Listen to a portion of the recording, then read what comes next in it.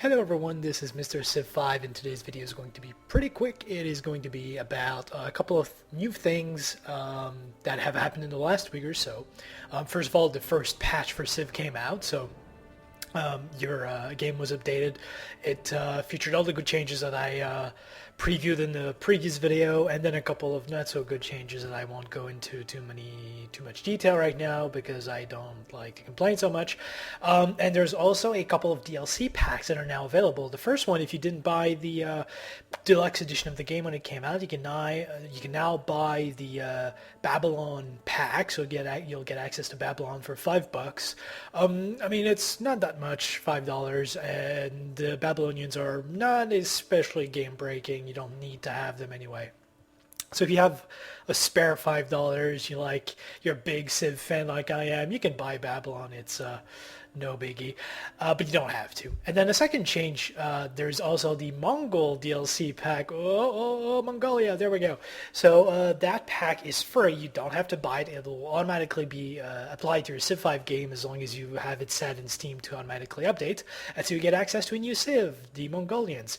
And when I knew that they were going to add the Mongols, I was like, okay, they're going to have a unique ability that is either very offensive or that has something to do with horses. And lo and behold, it's both.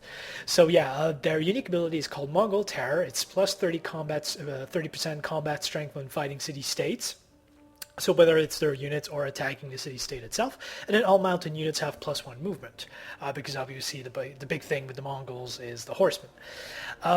It's kind of an interesting, I mean, it tells you right away, the Mongols are not the Greeks, they're not the Siamese, they don't want to get friendly with city-states, they just want to take them over.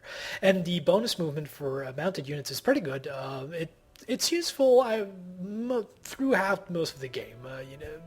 Classical era, medieval era, Renaissance, and then after the Renaissance, cavalry tends to fall by the wayside, and it doesn't really, the second part here of Mongol Terror is not going to be that interesting, but while it's active, it's pretty powerful, especially when you combine it with a couple of unique units that the Mongols have. The first one being the Keshik. The Keshik is very similar to the Camel Archer of the Arabians. It's a ranged unit that replaces the Knight. However, it has a bunch of differences. First of all, it's weaker than the Camel Archer, so it has a range strength of 13 instead of 15, and it has a combat melee strength of 8 instead of 10, so it's 2 points weaker than the Camel Archer in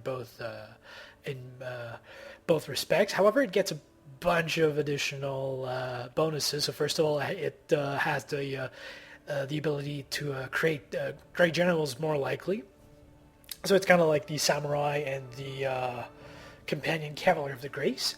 Second of all, it also gets double the promotion, the XP towards getting new promotions. So it gets new promotions very quickly. And then obviously because it gets the +1 movement here, it has 4 base movement, +1, that gives it 5 base movement points. So it's an extremely mobile unit that can do a lot of hit and runs, gains experience very quickly. So if you keep them alive, your Keshik can really win the game for you in the medieval era. But you have, once you're past that, they start to get outclassed very quickly, especially since they don't have a very high combat strength. They can compensate with high promotions. And once you have accuracy level 3 and barrage level 3, it's plus 60% whatever the type of terrain you're fighting in. That kind of makes up for it a little bit, but still, make use of them when you can. And then the best way to make use of them actually is with the Khan. And the Khan is the first unique great person. It's a unique great general, so it's got a couple of twists. It is still, though, a non-military unit, so it will not be able to fight. If it's attacked, it will automatically be captured, but it has a bunch of advantages. First of all, it has 5 movement points over the standard 2 of a Grey General, and then it has the medic promotion. So if you keep your Khan around your troops will heal a lot faster, which will, again, it kind of fits with the theme of the Mongols and keeping on the move, hit and runs, being very quick, very mobile, so the Khan kind of plays into that. And obviously it's more likely to appear when you're attacking with Keshik, so both units are probably going to be very much used in tandem. And then along with this with this the Mongol civilization is a new scenario. The first one, the rise of the Mongols. There we go. So it's a little scenario that you can play. It's very fun. It's very interesting. I played it and I beat it, although I didn't have that many turns left. And I'm actually going to load it now to give you a quick idea. I'm going to load it just really quick on Prince. This whole text is going to appear again, and then you'll actually hear the voiceover for the Mongols. So for once, I'm actually going to stop talking while this plays. Greetings, O great Temujin, immortal emperor of the mighty Mongol Empire. Your fists shatter the walls of cities, and your voice brings despair to your enemies.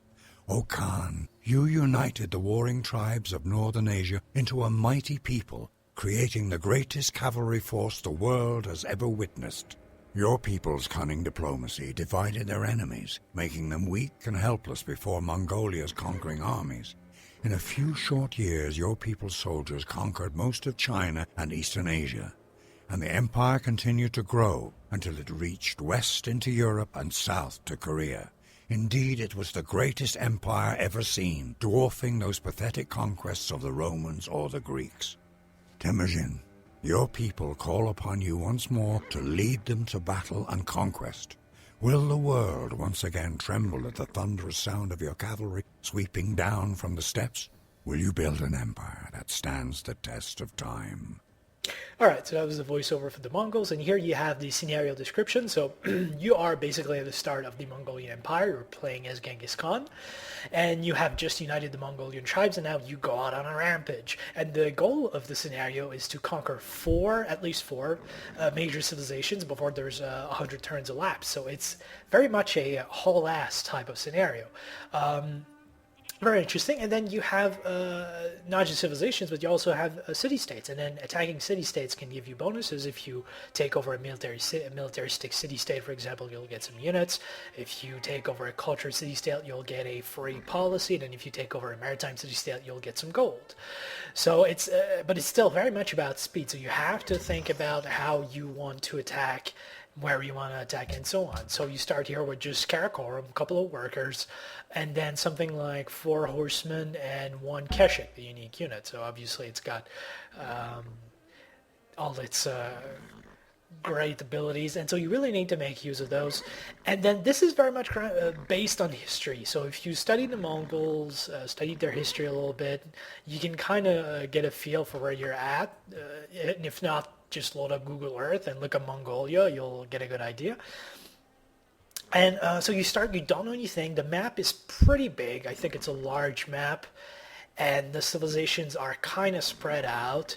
So at the start, obviously, you don't know anything, and then you need to move out. And you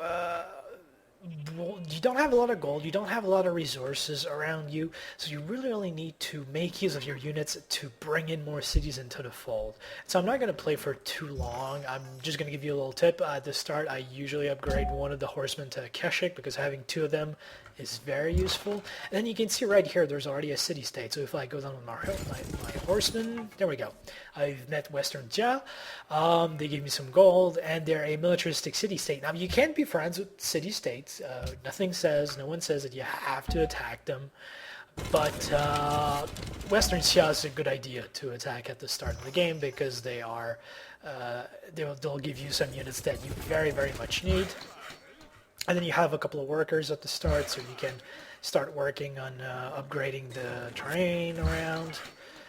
Nothing much to it. Then you have your horsemen.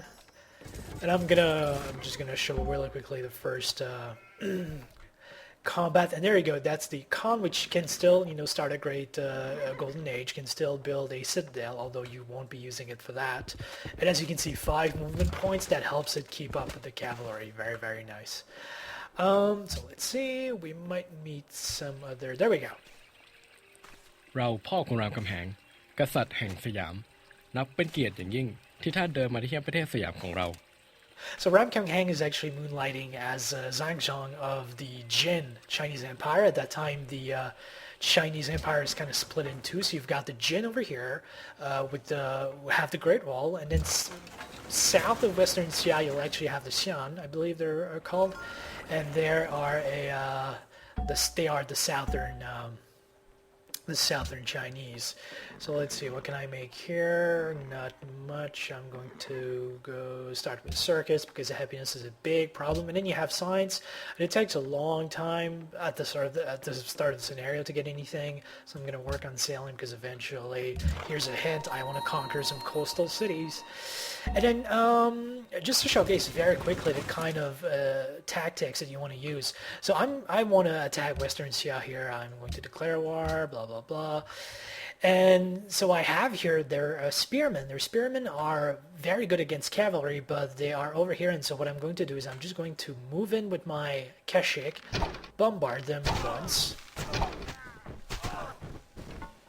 And there we go. That really wasn't a difficult attack. Do my other Keshik here. Can I? No, I can't attack because there's some hills. And so I've attacked, and then I just retreat. And so that's very much the playstyle that you want to use for the whole scenario. Just kind of hit and run. You will be using the hit and run tactic with Keshik primarily. I suggest that you get 2 or 3 Keshiks at the start of the game if your treasury allows, and then you just train them and use them to beat down your opponents. You can even use them to attack the cities. No, you'll pay for it in time. So obviously they are now the allies of Western Xia, so they don't really like my this type of meddling. And so there we go. I have horsemen here, which I'm just going to pop in, take a shot, and then move out of the range of the city. And then same thing here, move in, pelt the city really quick. Still have my con back here, which is kind of providing a bonus for all my troops. And then I back out. And then I could send, since it's just Western Xia, they're not really that strong, I could probably attack with all my horsemen right now and take it over.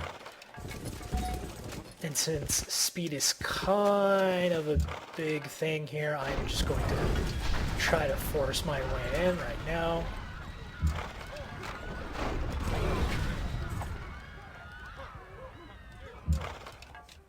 Oh, shoot, out of movement points. Oh well.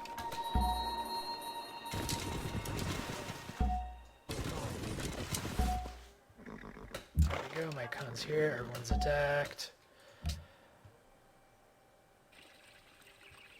No, I'm not going to attack you, I'm attacking this little city-state here. There we go, and now I finish this.